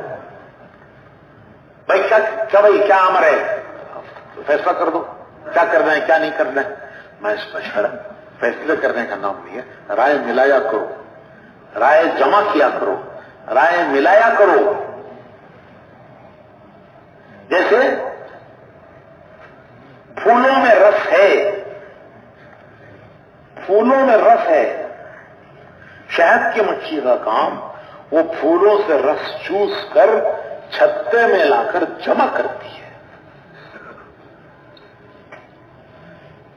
پھولوں میں رہ گیا تو پھولوں میں رہ گیا، پھول سوکھ گئے گر جائیں گے، پھول سوکھ کر گر جائیں گے۔ شہد کی مکھی پھولوں کا رس چوس کر وہ لا کر چھتے میں جمع کرتی ہے، جب وہ لا کر چھتے میں جمع کرتی ہے تو پھر وہ بنتا ہے شہد، فیہ شفاء للناس، صحت مند کے لیے غذا ہے، بیمار کے لیے دوا ہے۔ حکیموں کی سب دوائیں شہد سے بنتی ہیں، تو صحت مند کے لیے غذا ہے، بیمار کے لیے دوا ہے۔ لیکن کب؟ جب وہ شہد کی مکھی پھولوں سے ورس چوس کر لا کر چھتے میں جمع کرتی ہے۔ اگر پھولوں میں رہ جائے تو نہ وہ غذا ہے نہ وہ دوا ہے، نہ غذا ہے نہ دوا ہے۔ تو حضرت فرمایا کرتے تھے کہ اللہ نے جیسے ہماری صورتیں الگ الگ بنائی ہیں، ہمارا ذہن بھی الگ الگ بنایا ہے، سوچ بھی الگ الگ بنائی ہے، ہر ایک کی فکر الگ الگ ہے۔ کسی کے سامنے کوئی پہلو ہوتا ہے، کسی کے سامنے کوئی دوسرا پہلو ہوتا ہے، وہ ایک پہلو کو رکھ کر رائے دیتا ہے، یہ دوسرے پہلو کو سامنے رکھ کر رائے دیتا ہے۔ تو جیسے ہمارے چہرے مختلف ہیں، ہماری آوازیں مختلف ہیں، ہماری سوچ بھی مختلف ہے۔ ہر ایک اپنی اپنی سوچ سے چلے گا تو اس کا نام ہے انتشار۔ اگر ہر ایک اپنی اپنی سوچ سے چلے گا تو اس کا نام ہے انتشار۔ مشورہ کیا ہے کہ سب پھولوں کے رس کو چھتے میں جمع کرو، یہ فعل ہے شہد کی مکھی کا، کہ سب کے رس کو ایک چھتے میں جمع کرو۔ تو ذہن مختلف ہیں، سوچ مختلف ہے، خیالات مختلف ہیں، فکر مختلف ہے۔ جیسے سب کے چہرے مختلف ہیں، آوازیں مختلف ہیں، فکر بھی مختلف ہے، سوچ بھی مختلف ہے۔ اگر ہر ایک اپنی اپنی سوچ سے چلے گا، اپنے اپنے فکر سے چلے گا تو اس کا نام ہے انتشار۔ کہ ہر ایک کا الگ الگ رخ ہے، کسی کا کوئی رخ ہے، کسی کا کوئی رخ ہے، اس کو جمع کرو۔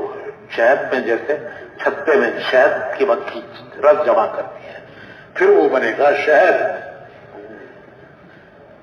بیمار کے لیے غذا کا کام دے گا، دوا کا کام دے گا، صحت مند کے لیے غذا کا کام دے گا۔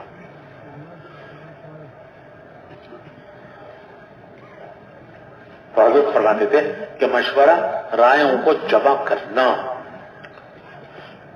پھر جو باتیں ہو جائے۔ بھائی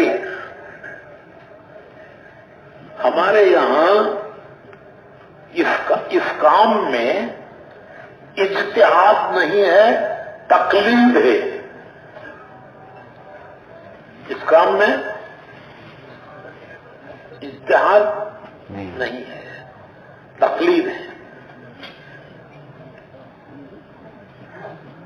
کہ ہم اپنے ذمہ داروں سے پوچھ کے چلیں گے۔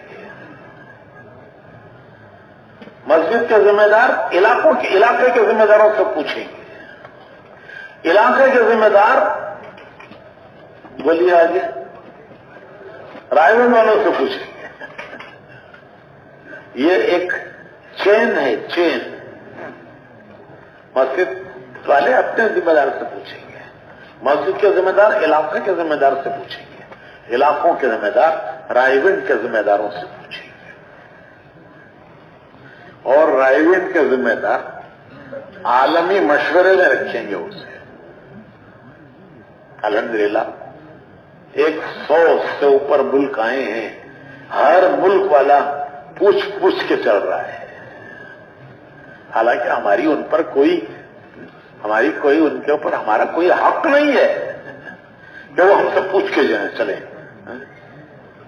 لیکن وہ سمجھتے ہیں کہ اجتماعیت اسی کا نام ہے کہ سب جڑے رہیں، اپنے اصل سے جڑے، اپنی اصل سے جڑے رہیں۔ کسی نے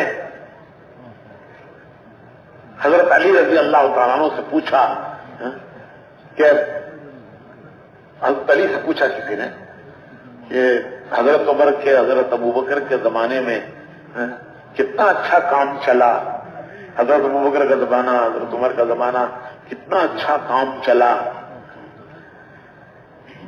دنیا میں فتوحات ہوتی چلی گئی، اسلام پھیلتا چلا گیا، فتوحات ہوتی چلی گئی، کتنا اچھا کام چلا۔ آپ کا زمانہ آیا، یہ کسے کہہ رہے ہیں؟ حضرت علی، آپ کا زمانہ آیا تو جھگڑے ہی جھگڑے ہیں، اختلاف ہی اختلاف ہے۔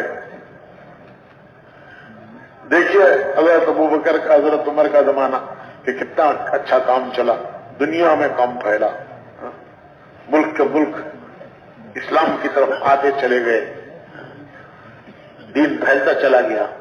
اور آپ کا زمانہ آیا تو لڑائیاں ہیں، جھگڑے ہیں۔ یہ کسی نے کہا حضرت علی ہے، تو حضرت علی نے فرمایا کہ ابو بکر اور عمر کو مشورہ دینے والے ہم تھے، ہمیں مشورہ دینے والے تم ہو۔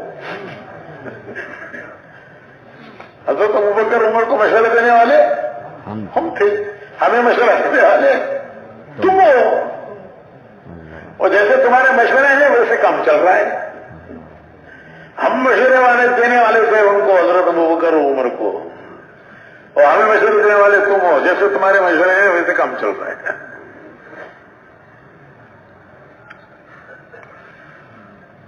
ایک مرتبہ حضرت علی رضی اللہ تعالیٰ عنہ نے حضور صلی اللہ علیہ وسلم سے پوچھا، حضور اکرم صلی اللہ علیہ وسلم سے پوچھا، حضرت علی نے پوچھا کہ اے اللہ کے رسول، کام تو آپ کے بعد بھی چلے گا، کام تو آپ کے بعد بھی چلے گا، مسائل پیش آئیں گے، اگر ان مسائل کا حل ہم قرآن میں، حدیث میں نہ پائیں تو کیا کریں؟ اور اللہ کی شان کہ حضرت علی کے زمانے میں ہی مسائل پیش آئے، سارے مسائل پیش آئے انہی کے زمانے میں، اور انہوں نے حضرت حضور سے پوچھا کہ حضور کام تو آپ کے بعد بھی چلے گا، مسائل پیش آئیں گے، اگر ایسے مسائل پیش آئیں جن کا حل قرآن میں، حدیث پہ ہمیں نہ ملے تو ہم کیا کریں؟ تو حضور نے فرمایا کہ فقہاء عابدین سے مشورہ کرو، فقہا عابدین سے مشورہ کرو، ان کی رائے پر عمل کرو، کسی یکے دکے کی بات کو چالو نہ کرنا. یہ لکھا ہے علماء نے، لکھا ہے علماء نے. کیا کرو؟ فقہا عابدین سے. فقہا دین کی سمجھ رکھنے والے، عابدین اللہ سے ڈرنے والے، متقی تقوی والے. فقہا دین کی سمجھ رکھنے والے، عابدین تقوی والے، اللہ سے ڈر رکھنے والے، اللہ کا ڈر رکھنے والے. ان سے مشورہ کرو اور ان کے مشورے سے چلو، اور کسی اکے دکے کی بات کو چالو نہ کرنا. یہ حضور نے حضرت علی سے فرمایا. یاد رکھیے، حضرت علی نے پوچھا کہ حضور آپ کے بعد بھی کام چلے گا، اگر ایسے مسائل پیش آئیں جس کا حل ہم قرآن اور حدیث میں نہ پائیں تو ہم کیا کریں؟ تو حضور نے فرمایا کہ فقہا عابدین، فقہا دین کی سمجھ رکھنے والے، عابدین تقوی والے. تقوی اللہ کا تقوی، اس کے معنی اللہ کا ڈر. ان سے مشورہ کرو اور مشورہ کر کے عمل کرو، کسی اکے دکے کی بات کو چالو نہ کرنا. تو ہے ہمارے یہاں اجتماعیت ہے، اور اجتماعیت کے لیے تقلید ہے. اجتہاد اس سے انتشار ہوگا. تقلید کہ مسجد کے جماعت اپنے ذمہ داروں کے ساتھ، مسجد کے ذمہ دار علاقوں کے ذمہ داروں کے پابند، علاقوں کے ذمہ دار رائے کے پابند، اور رائے والے عالمی شورا کے پابند. اللہ کا کرم ہے، 100 ملک آئے ہیں. ہر ملک آزادی سے نہیں چل رہا ہے کوئی بھی، وہ اپنے امور رکھ رہے ہیں، اپنے مسائل رکھ رہے ہیں، حضرات سے پوچھ رہے ہیں کہ ہم کیسے چلیں، کیا کریں، کیا نہ کریں. تو یہ تقلید ہے ہمارے یہاں. اسی کی بنا پر سارا عالم جڑا ہوا ہے، عالم جڑا ہوا ہے. ایک مرتبہ بہت عرصہ پہلے کی بات ہے، میں یہاں پرانوں کے جوڑ میں ہم لوگ آئے میاں جی مہراج صاحب کے ساتھ، غالباً 80-82 کی بات ہے، یہ سن 80 کی، کہ ایک جماعت ہماری آئی تھی میاں جی مہراج صاحب کے ساتھ. تو یہ جوڑ چل رہا تھا. اس وقت جوڑ ہوتا تھا مرکز کے اندر، اتنا بڑا مجمع نہیں ہوتا تھا. تو مرکز میں جو میدان تھا، مرکز کے اندر جو میدان تھا صحن کے پاس، صحن سے لگا ہوا، تو وہاں ہوتا تھا جوڑ. تو کارگزاریاں ہو رہی تھی. کارگزاریوں کے دوران کسی نے حاجی صاحب سے کوئی بات پوچھی. اب مجھے یاد نہیں ہے وہ کیا بات پوچھی تھی، لیکن وہ ایک ساتھی نے کارگزاریوں کے دوران ایک بات حاجی صاحب سے پوچھی. تو حاجی صاحب کہنے لگے کہ بھائی اس کا تو مجھے بھی پتا نہیں ہے، اس کا تو عجیب، کوئی معمولی بات نہیں ہے یہ. ہاں کوئی معمولی بات نہیں ہے، اتنا بڑا آدمی یہ کہے کہ مجھے پتا نہیں ہے. جو سارے ملک کو لے کے چل رہا ہے وہ کہے کہ مجھے پتا نہیں ہے، کوئی معمولی بات نہیں ہے. اعتراف ہے جہل آدھا علم ہے، نہ جاننے کا اعتراف آدھا علم ہے.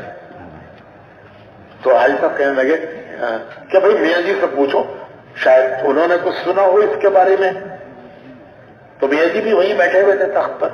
تو حاجی صاحب نے میاں جی کی طرف متوجہ ہو کے پوچھا کہ میاں جی آپ نے کچھ سنا ہے، یہ جو پوچھ رہے ہیں اس کے بارے میں آپ نے کچھ سنا ہے؟ تو میاں جی کہنے لگے نہ بھائی نہ، میں نے بھی نہیں سنا. کتنی بڑی بات ہے، وہ الیاس صاحب کے زمانے کی آدمی. تو حاجی صاحب نے فوراً اپنے ذمہ داروں سے کہا کہ اسے لکھ لو، اسے لکھ لو، جب حضرت جی آئیں گے تب حضرت جی سے پوچھیں گے. تو کس طرح بندے ہوئے ہیں نیچے سے اوپر تک ہم. تو حاجی صاحب نے اسی وقت اس کو نوٹ کروایا کہ اسے لکھ لو، جب حضرت جی آئیں گے تو حضرت جی سے پوچھیں گے، اس کو نوٹ کر لو. تو بھائیو ماشاءاللہ یہ پرانے ہیں، ملک کے پرانے ہیں، دل ہے، یہ دل ہے، دل ہے. دل جدھر جاتا ہے جسم بھی ادھر ہی جاتا ہے. دل صحیح ہے تو جسم بھی صحیح ہے. دل بگڑا تو جسم بگڑا. تو ذمہ داروں کی ذمہ داری ہے، ذمہ داروں کی ذمہ داری ہے آخر تک سے جڑے رہنا اور اپنے ساتھیوں کو جوڑے رکھنا، ساتھیوں کو جوڑے رکھنا اور خود اوپر سے جڑے رہنا.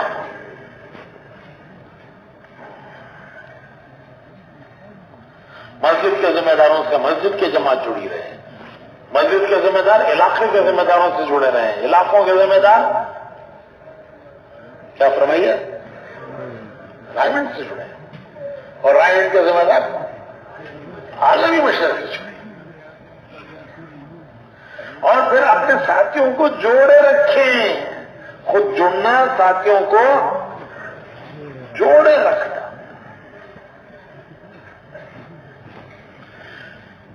حاجی صاحب ایک مرتبہ کہنے لگے کہ میں نے مولانا عبید اللہ صاحب سے یہ کہا، مولانا عبید اللہ صاحب، حاجی صاحب یہ ذرا بے تکلفی کی عید پہ. حاجی صاحب میں مولانا عبید اللہ صاحب، یہ بھی پرانے آدمی، وہ بھی پرانے آدمی. تو حاجی صاحب کہنے لگے کہ ایک دن میں نے مولوی عبید اللہ صاحب سے کہا کہ مولوی صاحب ہمیں ساتھیوں کو چلانا نہیں آتا. تو مولانا عبید اللہ صاحب کہنے لگے کہ بھائی عبدالوہاب یوں مت کہو، یوں کہو کہ ہمیں ساتھیوں کے ساتھ چلنا نہیں آتا. حاجی صاحب نے کیا کہا تھا؟ چلانا نہیں آتا. تو مولانا عبید اللہ صاحب نے کہا کہ بھائی عبدالوہاب یوں مت کہو، یوں کہو کہ ہمیں ساتھیوں کے ساتھ چلنا نہیں آتا. حاجی صاحب کہنے لگے بہت دن گزر گئے، میں بھول گیا جو بات ہوئی تھی مولوی صاحب سے وہ میں بھول گیا. پھر میں نے ایک مرتبہ مولوی صاحب سے کہا کہ مولوی صاحب ہمیں ساتھیوں کو جوڑنا نہیں آتا، ساتھیوں کو. تو مولانا عبید اللہ صاحب کہنے لگے کہ بھائی عبداللہ یوں مت کہو، یوں کہو کہ ہمیں ساتھیوں کے ساتھ جڑنا نہیں آتا، ہمیں اپنے ساتھیوں کے ساتھ جڑنا نہیں آتا. ہمارے پرانے لوگوں میں ڈاکٹر خالد صدیقی صاحب ہیں علی گڑھ کے. یہ پہلی کھیپ ہے انگریزی دانوں کی، پہلی کھیپ جو تبلیغ میں لگی. ان میں یہاں کے بھائی یامین صاحب رحمت اللہ علیہ، اللہ ان کے درجات بلند کرے، یہ پہلی کھیپ کے لوگوں میں. اور ہمارے ہاں خالد صاحب ہیں، اللہ ان کی عمر میں برکت دے. تو خالد صاحب کہنے لگے کہ میں نے اچھا وہ حضرت سے بہت کھل کے بات کر لیا کرتے تھے، اور ساتھی تو اتنی ہمت نہیں کرتے تھے، لیکن وہ ہمت سے حضرت سے کھل کے بات کیا کرتے تھے. تو ایک دن انہوں نے حضرت سے پوچھا کہ حضرت سب ساتھیوں کی ایک رائے ہے، امیر کی رائے اس سے مختلف ہے، تو کیا امیر اپنے ساتھیوں کی رائے کے خلاف فیصلہ کر سکتا ہے؟ ساتھیوں کی ایک رائے ہے، امیر کی اس کے علاوہ رائے ہے، تو کیا امیر ساتھیوں کی رائے کے خلاف فیصلہ کر سکتا ہے؟ تو حضرت نے فرمایا کہ ہاں بھائی کر سکتا ہے، لیکن یہ بھی دیکھ لو تمہارے ساتھی مانیں گے کہ نہیں، ان میں ماننے کی استعداد ہے کہ نہیں. انہوں نے پھر حضرت سے پوچھا کہ حضرت اگر یہ خطرہ ہو کہ وہ نہیں مانیں گے تو پھر کیا کرے امیر؟ تو حضرت نے فرمایا کہ بھائی تم ان کی مان لو، اگر وہ تمہاری نہیں مانتے ہیں تو تم ان کی مان لو، ان کی مان لو. امیر کو حق ہے، فیصلہ کر سکتا ہے تو ساتھیوں کی رائے کے خلاف، لیکن استعداد ہے تمہارے ساتھیوں میں ماننے کی، اور اگر نہیں ہے تو پھر کیا کرو؟ کیا کرو بھائی؟ ان کی مان لو. تو کتنا آسان کام اللہ نے ہمیں دیا ہے. بس وہی بات حضرت جی کی بات کہ جب ہمارا نفس شامل ہو جاتا ہے تو وہاں سے گاڑی اٹکنا شروع ہوتی ہے. گاڑی تو اللہ چلا رہا ہے, اللہ چلا رہا ہے, یہ گاڑی کون چلا رہا ہے؟ دنیا کے عقل مند حیران ہے کہ اتنا بڑا نظام کون چلا رہا ہے؟ کون چلا رہا ہے؟ اللہ چلا رہا ہے. دنیا کی عقلیں حیران ہیں, عقلیں حیران ہیں. تو حضرت فرمایا کرتے تھے کہ بھائی گاڑی تو اللہ چلا رہا ہے, گاڑی تو اللہ چلا رہا ہے. رکاوٹیں وہاں پیدا ہوتی ہیں جہاں نفس شامل ہوتا ہے. نفس شامل ہوا, اب رکاوٹیں پیدا ہونا شروع ہوئی ہیں, اور جہاں تک نفس شامل نہیں ہے وہاں گاڑی چلتی رہتی ہے, اللہ کی مدد سے چلتی ہے, اللہ چلا رہا ہے. لیکن جب نفس شامل ہوتا ہے تو وہاں سے رکاوٹیں پیدا ہوتی شروع ہوتی ہیں. اللہ پاک ہماری حفاظت فرمائے. ہمارے مولانا ابراہیم صاحب, اللہ ان کے اوپر میں برکت دے, ابھی جو مشورہ ہو رہا تھا, یہ 5 دن کے چھوڑ کر جو پہلا مشورہ ہوا, اس پہلے مشورے میں انہوں نے ایک مصنون دعا سنائی کہ حضور کی دعاؤں میں ہے اللہم انا قلوبنا ونواسینا وجوارحنا بیدک لم تملکنا منها شیئا فاذا فعلت ذلك بنا فکن انت ولینا واہدنا الى سواء السبیل. کہ یہ مصنون دعاؤں میں ہے, حضور کی دعاؤں میں, کہ اللہ ہمارے دل, اللہم انا قلوبنا, ہمارے دل, وہ نواسینا, ہماری پیشانیاں, وہ جوارحنا, ہمارے جوارح, بیدک, ہمارے ہاتھ میں نہیں ہے, تیرے ہاتھ میں ہے. ہمارے دل بھی تیرے ہاتھ میں ہیں, ہماری پیشانیاں بھی تیرے ہاتھ میں ہیں, ہمارے جوارح بھی تیرے ہاتھ میں. جب تو نے ہمیں ایسا بنایا ہے, فَإِذَا فَعَلْتَ ذَلِكَ بِنَا, جب تو نے ہمیں ایسا بنایا ہے تو تو ہی ہمارا کارساز ہو جا, تو ہی ہمارے کاموں کا بنانے والا, تو ہی ہمارے کاموں کا بنانے والا. وَاهْدِنَا إِلَىٰ سَوَاءِ السَّبِيلِ, اور تو ہمیں سیدھی راہ پر جمائے رکھ, سیدھی راہ پر تو ہمیں جمائے رکھ. ارے بھائی حضور یہ دعا مانگ رہے ہیں, حضور مانگ رہے ہیں, تو حضور کی دعائیں امت کے لیے تعلیم ہیں, حضور کی دعائیں ہیں امت کے لیے یہ تعلیم ہے کہ اللہ سے ہر وقت یہ مانگتے رہا کرو کہ اللہ ہمارے دل بھی تیرے قبضے میں ہیں, ہماری پیشانیاں بھی تیرے قبضے میں ہیں, ہمارے جوارح بھی تیرے, ہمارے جسم کے اعضاء بھی تیرے قبضے میں ہیں. اللہم انا قلوبنا ونواسینا وجوارحنا بیدک, ہمارے قبضے میں نہیں ہے, تیرے ہاتھ میں ہے. لم تملکنا منها شیئا, جب تو نے ہم کو ایسا بنایا ہے کہ کسی چیز پر ہمارا اختیار نہیں ہے تو کیا کر, فکن انت ولینا, تو ہی ہمارا کارساز ہو جا, ہمارے کاموں کا بنانے والا ہو جا, اور ہماری رہبری فرما. واہدنا الی سواء السبیل. تو حضور کی دعائیں یہ امت کے لیے قیامت تک کے لیے تعلیم ہے. ایک بات تھوڑی سی طلبہ کے بارے میں مجھے کہنی تھی, میرا وقت تو ختم ہو گیا, لیکن 1-2 باتیں ہیں. ہمارے خالد صاحب کہنے لگے کہ ایک مرتبہ ہم جو پرانے ہمارے ذمہ دار تھے وہ جمع ہوئے اور ہم نے مشورہ کیا کہ بھائی اتنا دین کا ایسا حال ہے, امت میں یہ اتنی بے دینی ہے, دین کا حال ہم دیکھ رہے ہیں, سن رہے ہیں, ایسے حال میں کیا ہمارے لیے یونیورسٹی میں رہ کر پڑھنا پڑھانا جائز ہے کہ امت اس حال میں ہو, دین کا یہ حال ہو اور ہم یونیورسٹیوں میں پڑھتے پڑھاتے رہیں. چلو ہم سب مل کے چلے جائیں گے نظام الدین اور حضرت جی سے جا کر کہیں گے کہ حضرت اب ہماری اگلی زندگی پوری تبلیغ کے لیے. چنانچہ ہم نے مشورہ کیا اور پھر ہم سامان باندھ کر نظام الدین آ گئے. تو ایک دن حضرت جی نے دیکھا کہ یہ اتنا سامان زندگی بھر کا سامان ہے نا, چلو 3 چلے کا نہیں ہے, سب سمیٹ کے بوریاں لپیٹ کے آ گئے. جی نے بلایا کہ بھئی کیا بات ہے؟ تو انہوں نے کہا کہ حضرت ہم نے سوچا کہ امت کا یہ حال ہے، دین کا یہ حال ہے، اس حال میں ہم کیا یونیورسٹی میں پڑھتے پڑھاتے رہیں، چلو سب چھوڑ کے چلو حضرت کے حوالے کر دو، اپنے کو زندگی تبلیغ میں دے دو۔ تو حضرت نے مشورہ والوں کو بلایا، دیکھو بھائی مولوی عبید اللہ، مولوی خوشی بشیر صاحب، یہ دیکھو ہمارے یہ نوجوان ماشاءاللہ اپنی پوری زندگی کا لے کر ہمارے پاس آ گئے ہیں، اپنی پوری زندگی لے کر آ گئے ہیں ہمارے پاس۔ 24 گھنٹے گزرے، جب 24 گھنٹے گزر گئے تو اس کے بعد پھر ان کو ناشتے پہ بلایا، ناشتہ کرایا، حواس کا ناشتہ ہوا کرتا تھا اس زمانے میں، اور پھر یہ فرمایا کہ بھائیو آپ نے تو اپنی زندگی ہمیں پیش کر دی اور ہم نے قبول کر لی، آپ نے پیش کر لی، ہم نے قبول کر لی، اب ہم بھیج رہے ہیں جاؤ یونیورسٹی، اب ہم آپ کو بھیج رہے ہیں، آپ کی تشکیل کر رہے ہیں، کہاں جانا ہے؟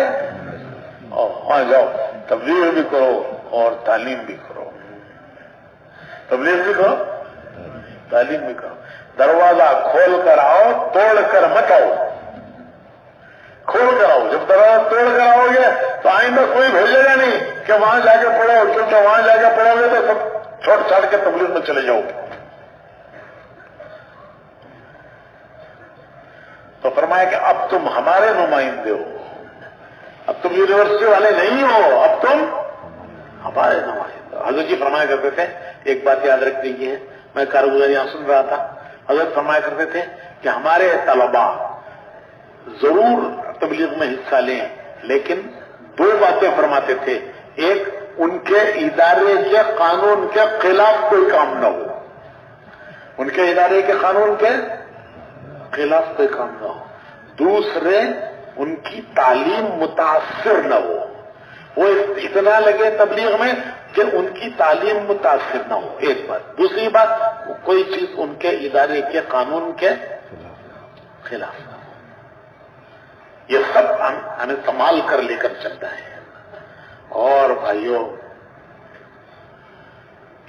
اپنے لیے تو ہمیں یہ سوچنا ہے، اپنے لیے تو ہمیں یہ سوچنا ہے کہ ہماری جان، ہمارا مال، ہماری قوتیں، ہماری صلاحیتیں، طاقت، قوت، صلاحیت اللہ کی دی ہوئی یہ سب نعمتیں، اس کا کتنا حصہ اس دین کی محنت کے لیے لگ رہا ہے، وہ کتنا دنیا کی اپنی ضرورتوں کے لیے لگ رہا ہے۔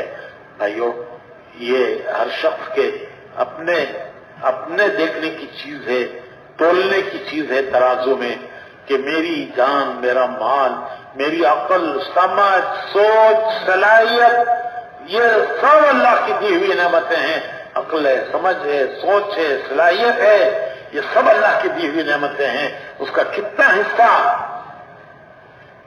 دین کے لیے لگ رہا ہے اور کتنا حصہ میری دنیا کے لیے لگ رہا ہے۔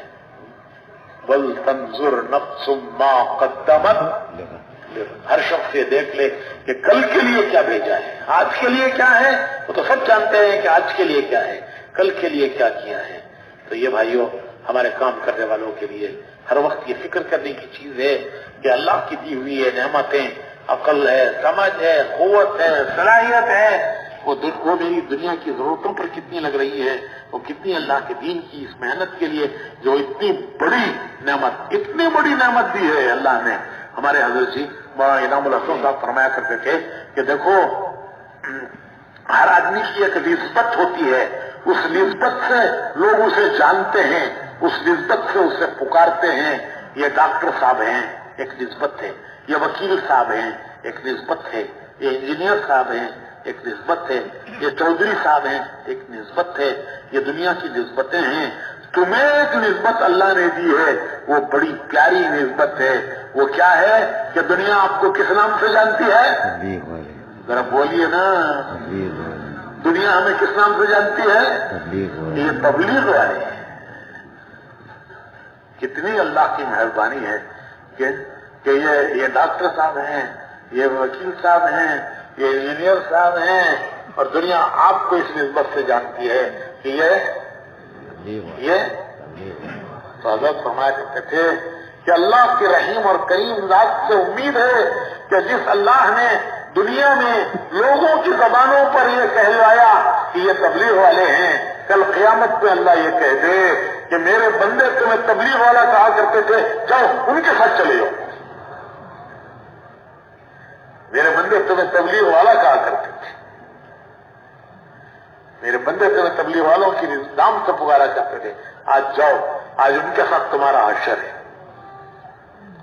ہمارا کام بن گیا، ہمارا کام بن گیا. حدیث کی دعاؤں میں ہے اللہم اجعل نبینا لنا فرطا وحوضہ لنا موردا اللہم احشرنا فی زمرتی واستعملنا بسنتی وتوفنا علی ملتی واجعلنا من حزبی واجعلنا من حزبی. آپ کس پارٹی کے ہیں؟ آپ کس پارٹی کے ہیں؟ لوگ پوچھتے ہیں کون کس پارٹی کے آپ ہیں؟ تو حدیث کی دعاؤں میں ہے اللہم اجعل نبینا لنا فرطا. کل قیامت میں اللہ ہم ایسے ہوں کہ ہمارے نبی آگے آگے ہوں، ہم ان کے پیچھے پیچھے ہوں. نبی ہمارے آگے آگے ہوں، ہم ان کے پیچھے پیچھے ہوں. ان کا حوض ہماری پیاس بجھانے کا گھاٹ ہو. وجعلنا من حزبی واحشرنا فی زمرتی. کل قیامت میں ان کے زمرے میں ہمارا حشر ہو جائے، ان کے زمرے میں ہمارا حشر ہو جائے، ان کے ساتھ ہمارا حشر ہو جائے، ان کی جماعت میں ہمارا حشر ہو جائے. مولانا یوسف صاحب رحمۃ اللہ علیہ فرمایا کرتے تھے کہ کل حضور اللہ کے دربار میں حاضر ہوں گے، صحابہ ساتھ ہوں گے، حضور اللہ کی بارگاہ میں حاضر. انبیاء عام انسان تو اپنی اپنی زندگی کی کارگزاری سنائیں گے، نبی اپنے کام کی کارگزاری سنائیں گے کہ ہم نے تیرے بندوں میں کس طرح کام کیا ہے، ہم نے تیرے بندوں میں کس طرح کام کیا ہے. نوح علیہ السلام اپنی کارگزاری سنائیں گے کہ ہم نے کس طرح قوم نوح میں محنت کی دعوت دی ہے. تو مولانا یوسف صاحب فرماتے تھے کہ حضور اللہ کی بارگاہ میں حاضر ہوں اور اپنی کارگزاری سنائیں اور یہ فرمائیں کہ یہ جو میرے ساتھ ہیں یہ وہ ہیں جنہوں نے میرے کام میں میرا ساتھ دیا. صحابہ جو میرے ساتھ ہیں یہ وہ ہیں. وہاں یوسف یہ نقشہ کھینچتے تھے کہ اللہ کی بارگاہ میں حضور حاضر ہوں گے، اپنی کارگزاری سنائیں گے، صحابہ ساتھ ہوں گے. حضور یہ فرمائیں گے کہ یہ میرے کام میں میرا ساتھ دینے والے ہیں. ہماری آخری تمنا اور آرزو یہ ہے کہ ہم بھی اس گروہ میں شامل ہو جائیں، ہم بھی اس گروہ میں شامل ہو جائیں. اور حضور یہ فرما دے اے اللہ یہ تیرے پیچھے وہ ہیں جنہوں نے میرا ساتھ دیا اور ان کے پیچھے وہ ہیں جنہوں نے بعد میں میرے کام کو جاری رکھا. یہ میرے ساتھ وہ ہیں جنہوں نے میرے کام میں میرا ساتھ دیا اور ان کے پیچھے وہ ہیں جنہوں نے میرے بعد میرے کام کو جاری رکھا. تو ہم اس زمرے میں شامل ہو جائیں. واحشرنا فی زمرتی واحشرنا فی زمرتی وجعلنا من حزبی. اس زمرے میں ہم شامل ہو جائیں. ہمارا کام بن گیا.